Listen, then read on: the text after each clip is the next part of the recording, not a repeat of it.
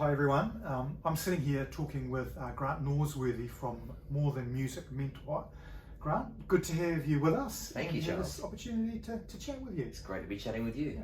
I guess right now you're mostly known for your producing work around the Blessing Aotearoa New Zealand. You saw that video on YouTube? I think I've seen it many times. Yeah. Great, yeah, we're so thrilled That to must have have been been able. fun. Yeah, no, I love putting that together. Now, I didn't do all the work for that, but I herded 200 and something New Zealander cats from the Christian church across our nation and helped pull together the Blessing Aotearoa video. So pleased that people have been able to see that. I'm just overwhelmed by the response to that. What did you love the most about that experience? Well, for me, there was a lot of learning about the culture of New Zealand and learning about the Church of New Zealand, in particular Te Reo, and learning how to respectfully integrate Māori and what we're doing together as a Christian church. Yeah. I'm an Australian and had only just started living in New Zealand, moved here very late 2018. Yeah. So it was all very fresh to me, and it was just that learning experience about life and faith and church and our Indigenous culture. Yeah. Well, I guess I would like to say thank you on behalf of the church You're welcome. in New Zealand, because it was a real blessing to us at a difficult time. Yeah. So thank you for all the hard work. You're very welcome. Yeah. It's my gift. Yeah. I'm keen to reflect a little bit with you on the local church. Right. I have a deep interest in the local church and seeing it thrive, and I know you do as well. Right. And particularly in the area of worship. And as I sit here, I'm conscious that you were a big part of Sonic Flood. Right. I guess, and you've described them as almost forefathers of a modern worship scene. Yeah, well, that's I quote people, but in the late 90s, early 2000s, and at that time I was in a band called the Paul Coleman Trio that some people might remember.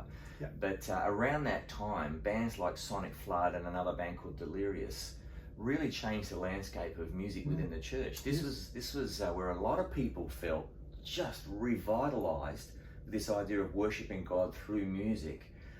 But we now had drum kits, electric guitars, or at least a lot more prevalence of those instruments as opposed to when I was a kid, piano, organ, choir.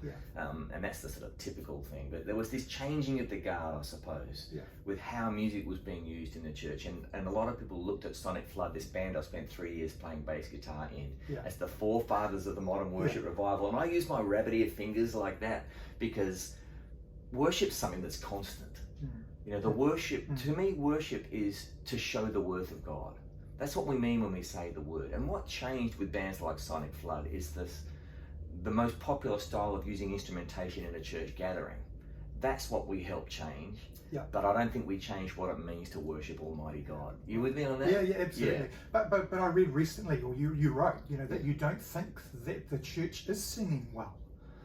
I think that's true. Can you unpack that a little bit for me? What do you mean by that? Right, well, we have to go back one step and think about worship. And I'm recognizing that when I look at the Bible, the word worship is never used as an adjective, and it's not used as a word linked too closely to music in the way that we do today. So I'm aware that we're surrounded, probably just for the last 30 or so years, with a Christianese way of speaking that would suggest that worship is this 20 minutes of music in our church gatherings. Now, you and I know, and I think probably people watching this know that's not true. We think of Bible verses like Romans 12:1 that tells us to offer ourselves as a living sacrifice, holy and acceptable to God, and let that be your spiritual act of worship. So we understand that every moment of every day offers us a chance to worship God or not. Yeah. And woven into that is this really important stuff, music, to me. And within that, there's congregational singing, like having the congregation, people, Jack and Jill congregant, find a prayer that they would sing towards God, find a praise of God to sing, a declaration of truth about God to sing. And I believe, and I guess it's because I'm kind of old, I've been around for a long time, raised in the Baptist church, been looking at churches very carefully and always involved in music throughout my life.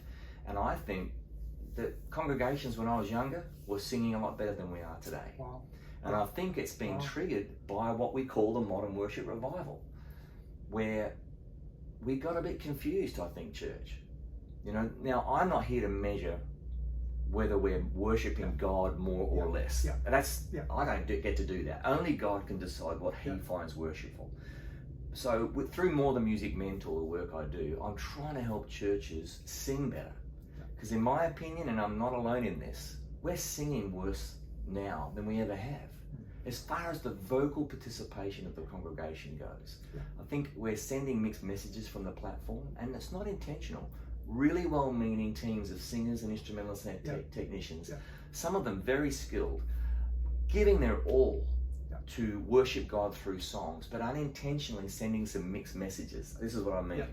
Sing with us, and we don't mean to block the participation of the congregation, but we do unintentionally.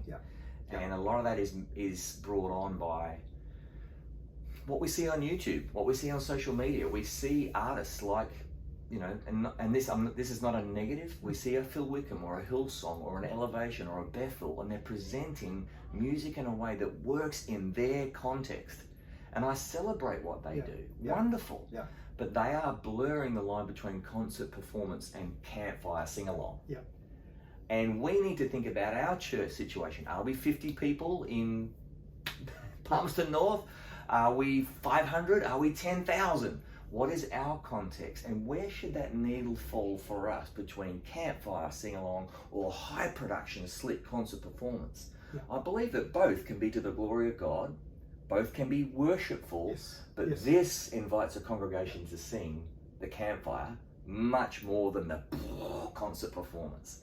So I'm helping to create a way of thinking, a language, and then help us to make decisions that help us understand the context of your local church and how do we get people singing? Because this singing stuff is important. So these would be things, if we were to press reset or talk about how to do that, these would be the things that would come to your mind. Absolutely. How do we press reset? Well,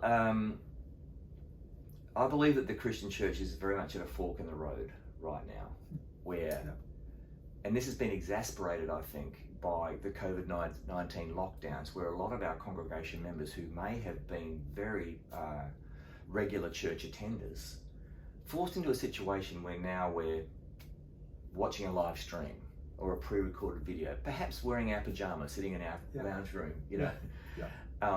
and I don't think many people in their lounge room in their pajamas are actually singing these songs.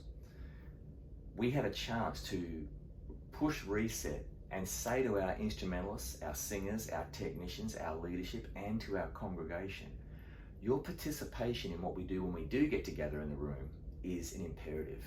Your voice is warmly invited. We are not confused. We are not here to try and impress you with our voices and our songs and our instrumentation, our mix. We're here to create a platform for you to find your voice to worship God.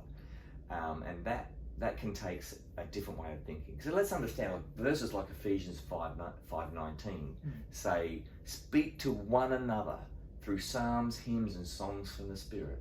Sing from your heart to the Lord. There's a horizontal and a vertical aspect in that verse. Sing, like sing to one another and sing to God. And I think some people are on our platform only thinking about singing to God as a personal experience and leaving our congregations cold. And I want us to scoop up the band together, scoop up the congregation and say, you are not an audience. God is our audience. Let's sing to Him. And there's many other passages in the Bible that tells us what comes out of our mouth is important. How we sing, how we speak can shift our lives. So let's sing worshipfully to God. Now, Grant, I mentioned before that that I love the local church. That's why I get out of bed in the morning to see the local church thrive and to be well resourced. I know that's true for you as well. Absolutely. If there are some leaders of churches who are watching this, I know you would be keen to help them and input into where they're at and what they're doing. What might that look like? Absolutely. Well, please just know that I'm here to help. You've heard my name is Grant Norsworthy, but to find out about this, you can go to morethanmusicmentor.com. I'd love to get an email or a phone call. Contact me. There's at my website, there's a lot of free articles and a lot of free training videos that I've produced. I did this work for 12 years in the United States, full time, and now I'm living in New Zealand. And that happens when you marry a Kiwi, apparently. I didn't realise this. You marry them and then eventually you live here.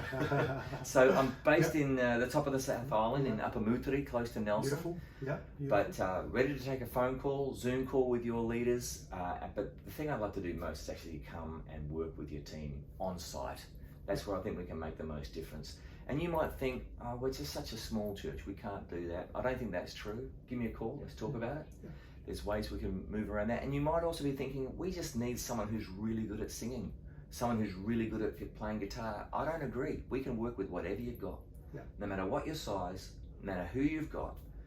I believe we can make some improvements so that your congregation realise that this music that's part of our gathered worship of God is for them to be involved with, not just to watch. Well, it's been really good talking with you. Thanks, Charles. Yeah. And thank you for what you're doing. Thank you for the love of the church, and thank you for being willing to get alongside and use your experience and expertise and helping us to bring honour and glory to God. I can't think of anything better to do. I love doing it, and it's an honour and a privilege. Thanks, Charles. Okay, thank you.